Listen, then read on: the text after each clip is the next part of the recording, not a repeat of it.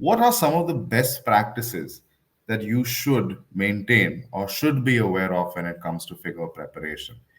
This slide is going to be a bit to go through, but I think the slide will be important to you if you are perhaps taking notes through the course of this presentation. A lot of what you see on this slide comes from feedback that we've gathered from peer reviewers, feedback that I've gotten from journal editorial boards, and these are some of the things that they would like to see better when it comes to figure preparation or when it comes to seeing figures themselves when they are reviewing the paper. The first and foremost element when it comes to your figure preparation is to ensure that there is clarity and visibility in the figure that you are presenting.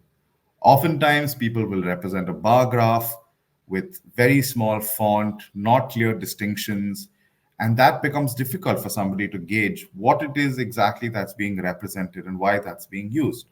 Therefore, to ensure clarity and visibility, you should ensure that you always have simple layouts with legible fonts and font sizes.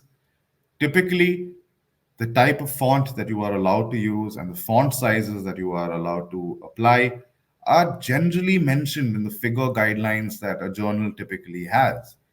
Once you apply these guidelines, you should aim to use clean lines and a minimalist approach towards creating your figure to avoid overcluttering.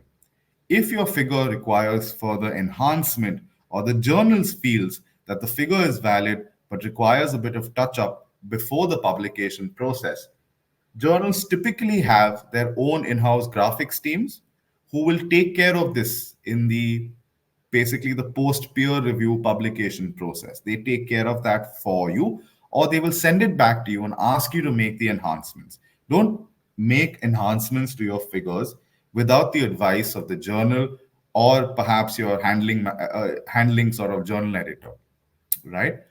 And of course, the objective of what you are representing in the figure must be clear right from the outset by way of labeling. The second element, something that is very simple but is often overlooked, is to ensure consistency between figures. We have seen several instances where manuscripts have been submitted where one figure has a type of font, a type of representation, and another figure in the same manuscript has a completely different font, completely different representation of numbers and information. And that often causes concern to peer reviewers or even handling editors because they're not sure of whether these two figures come from the same manuscript. Also, as all of you know, the journal publication cycle, people are generally very short of time to validate all this information immediately. So they tend to panic.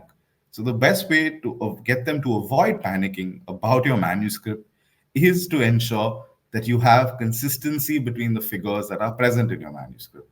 So your labels, your text, your font sizes, the style of presentation should be consistent between figures, and they need to have that same neat professional look throughout.